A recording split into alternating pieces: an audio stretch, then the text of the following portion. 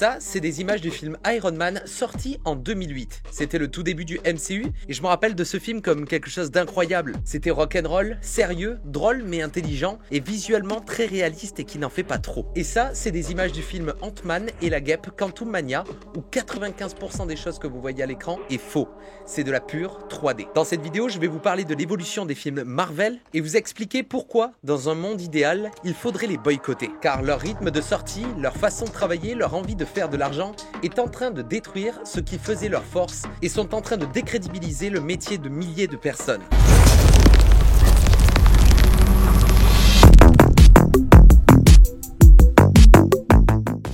Ah, le MCU, une des plus grosses sagas jamais réalisées au cinéma. Avec plus de 31 films qui retracent l'histoire des super-héros depuis 2008, est-ce qu'on n'arriverait pas un petit peu à bout de souffle? La phase 1 était toute nouvelle. On découvrait un nouveau style de cinéma, des films indépendants, mais tous reliés dans un seul et même univers, jusqu'à avoir des crossovers avec les films Avengers. Je me rappelle de cette scène dans Avengers, j'avais eu des frissons au cinéma, c'était incroyable, la musique, les visuels, tout était fort. Puis est venue la phase 2 et la phase 3 qui concluait la saga de l'infini. Et est-ce qu'il fallait peut-être pas s'arrêter là? Prenons par exemple la série Breaking Bad. Elle est considérée comme l'une des meilleures séries jamais faites. D'ailleurs, la série est sortie la même année qu'au lancement de Iron Man et donc du MCU. L'écriture était incroyable, plein de rebondissements et elle s'est arrêtée au bout de la saison 5. Et pourtant, comme Marvel et le MCU, cette série marchait énormément et est rentrée dans la culture populaire instantanément. Ils auraient pu faire le choix de continuer la série sur 8 ou même 10 saisons, mais ils se sont arrêtés à temps et on gardera comme souvenir de Breaking Bad comme étant une série magnifiquement exécutée.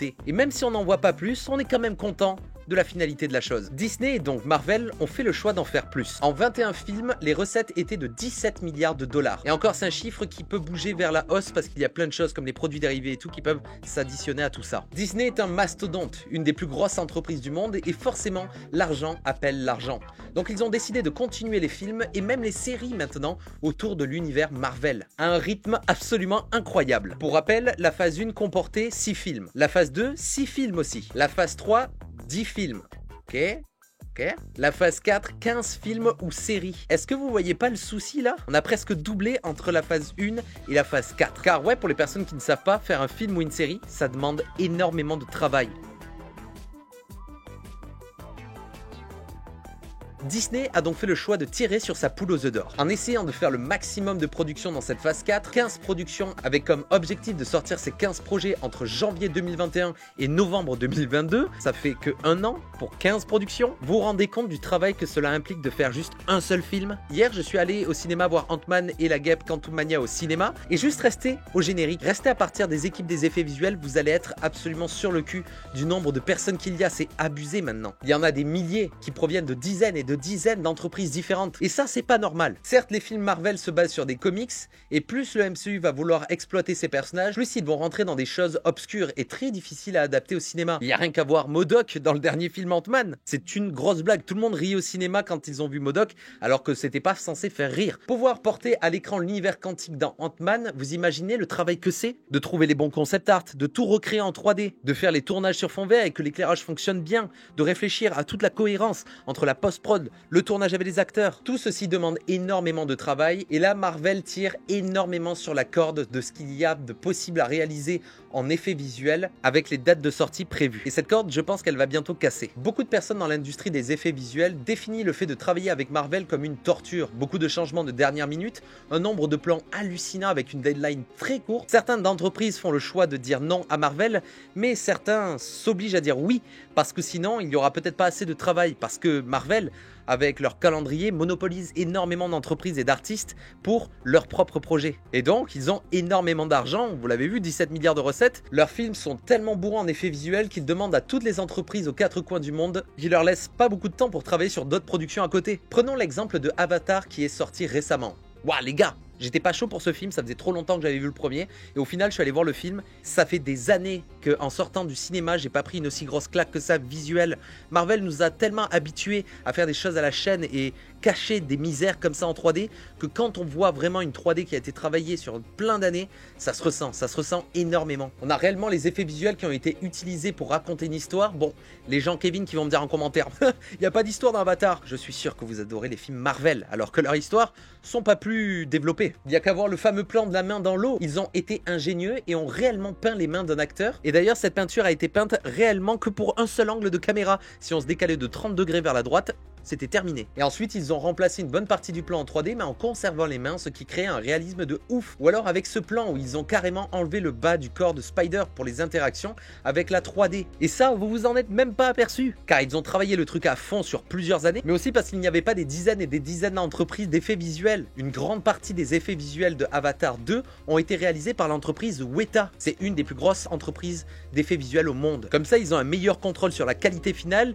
et il n'y a pas autant d'aller-retour entre le début du film et la fin du film qu'on va dédier à une autre boîte d'effets visuels. Là, tout est homogène. Il y a une cohérence visuelle. Marvel veut donc en faire trop. Ils font énormément d'argent, donc peuvent investir beaucoup d'argent dans leurs films. Le problème, c'est que même avec tout l'argent du monde, on ne pourra pas acheter ce qu'il y a de plus inestimable, c'est le temps. Le temps ne s'achète pas et malheureusement, il faut énormément de temps pour faire quelque chose de qualité au cinéma. Et pour combler ce manque de temps, ils embauchent donc des entreprises éparpillées aux quatre coins du monde pour espérer faire le film à temps et que le calendrier de sortie se déroule bien. Certains effets visuels de Spider-Man No Way Home ont été réalisés quelques jours avant la sortie du film. Et même, certains effets visuels ont été améliorés alors que le film était au cinéma. Donc si vous êtes allé voir le film Spider-Man le jour J de sa sortie et que vous êtes retourné aller le voir 2 semaines plus tard, vous avez potentiellement pas vu le même film à 100%. Et c'est ça qui est dingue. Je sais pas si je grandis que je me rends compte de ça ou alors que ça saute aux yeux et que ça devient de plus en plus flagrant, mais pour moi Marvel ruine l'idée de ce que l'on se fait du cinéma. À force de vouloir en faire trop, leurs films perdent leurs âmes. Que ça soit dans l'histoire, les gars, Ant-Man, c'est n'importe quoi, les enjeux sont ridicules alors que c'est pourtant censé lancer le nouveau méchant, donc Kang, à la hauteur un petit peu de Thanos, avec cet univers quantique et tout, mais personnellement je regardais ça avec un détachement total. Il y a juste l'acteur qui joue Kang qui est absolument incroyable. Je sais même pas ce qu'il fout dans un film Marvel. Il fait vraiment un contraste étrange dans le film, c'est bizarre. Et aussi les effets visuels, car les artistes ont tout simplement pas le temps de finir proprement ce qu'ils font. Et quand les besoins d'effets visuels s'éparpillent autant aux quatre coins du monde avec autant d'artistes, il y a quelque chose qui se casse au niveau de l'homogénéité et de la lisibilité du film. Thor aussi était une catastrophe monumentale, le film est une vaste blague, il n'y a rien qui tient la route. Regardez ce plan-là aussi, vous vous rappelez de ce plan-là, ça a fait le buzz. Mais l'histoire aussi, Taika Waititi, il m'a déçu fois 1000. Mon ressenti final, c'est que c'est pas du tout du cinéma en fait. Marvel, c'est pas du cinéma. C'est une pompe à fric pour une multinationale qui a compris les rouages psychologiques du spectateur moyen et qui habitue tout le monde à vouloir encore plus de films où il y a un héros, puis hop, il y a un méchant qui arrive, puis tac, ils se battent, puis le héros il gagne. Puis hop, il y a une nouvelle menace, un nouvel héros, une nouvelle menace, ils se battent, ils gagnent, et c'est ça. Une roue sans fin, et ça continue, ça continue, ça continue. Sans déconner, les gens qui trouvent qu'il n'y a pas de problème dans ces films-là ou leur dynamique de sortie, vous trouvez pas juste que ces films sont genre nuls? Le cinéma, c'est ressentir des choses, avoir des rebondissements, avoir peur, ressentir des émotions à travers une histoire et des enjeux. Vous trouvez quoi ces films qui deviennent de plus en plus un schéma établi pour vous faire cracher 21 € au cinéma en IMAX, bordel? J'ai payé 21 € ma séance de cinéma pour le voir en IMAX et en 3D. J'ai donné 21 € à Marvel pour cette croûte de Ant-Man. Je suis dégoûté. Plus jamais je leur donne autant d'argent, c'est mort. J'attendrai la sortie sur Disney+, et encore, avec la chronologie des médias, on n'a même pas la sortie du film en même temps partout, parce qu'il faut financer le cinéma français. Voilà, donc c'était mon petit coup de gueule contre Marvel, en espérant qu'ils se rendent compte un petit peu de ce qu'ils sont en train de faire avec leur univers, mais peut-être qu'ils s'en rendent compte un petit peu. Il y a Kevin Feige qui a fait une annonce pour expliquer qu'ils allaient ralentir les sorties des films, pour faire un petit peu respirer les équipes des effets visuels et de production, pour permettre en fait juste de retrouver des films qui tiennent la route et qui soient bien. Donc peut-être que le gars est censé,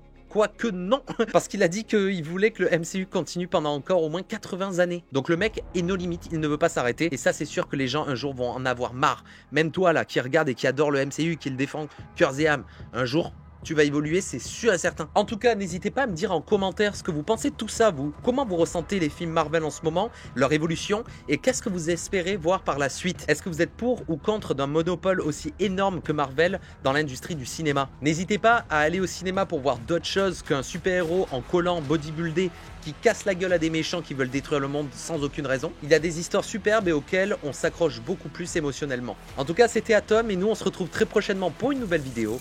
Ciao!